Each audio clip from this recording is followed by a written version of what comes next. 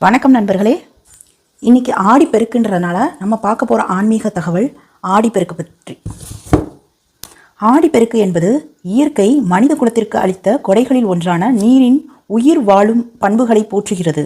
இந்த நாளில் இயற்கை அன்னை அம்மன் தெய்வங்களின் வடிவத்தில் வணங்கப்படுகிறாள். இது மனித குலத்திற்கு இயற்கையின் அபரிவிதமான கருணைக்கு நன்றி தெரிவிக்கும் விழாவை போன்றது. தமிழ்நாட்டில் பருவமழை தொடங்குவதை ஆடி மாதம் குறிக்கிறது. பருவமழை காரணமாக இந்த காலத்தில் ஆறுகளில் நீர்மட்டம் உயர்கிறது.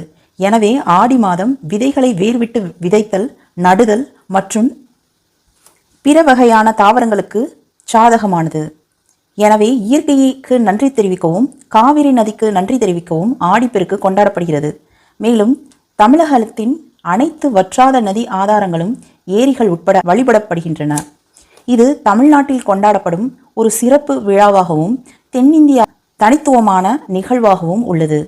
தமிழில் 18 என்றால் பெருக்கு என்றும் ஒரு எழுச்சி என்றும் பொருள்படுவதால் ஆடிப்பெருக்கு 18ஆம் பெருக்கு என்றும் அழைக்கப்படுகிறது. இந்த நீர்ச்சடங்கை தமிழ்நாட்டில் உள்ள பெண்கள் பெரும்பாலும் கடைபிடிக்கின்றனர். அதனால் இன்னைக்கு நாம் எல்லாரும் நீர் சடங்கு செய்வோம். நீர்தான் வாழ்க்கையின் ஆதாரம்.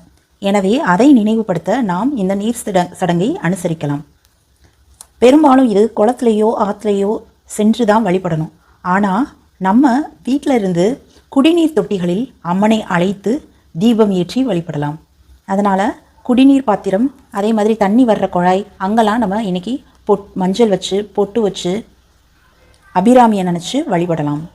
ஆகவே இந்த ஆடி 18 நாளில் நீருக்கும் நமக்கும் இடையே உள்ள பக்தி பந்தத்தை நினைவு கூறுவோம்.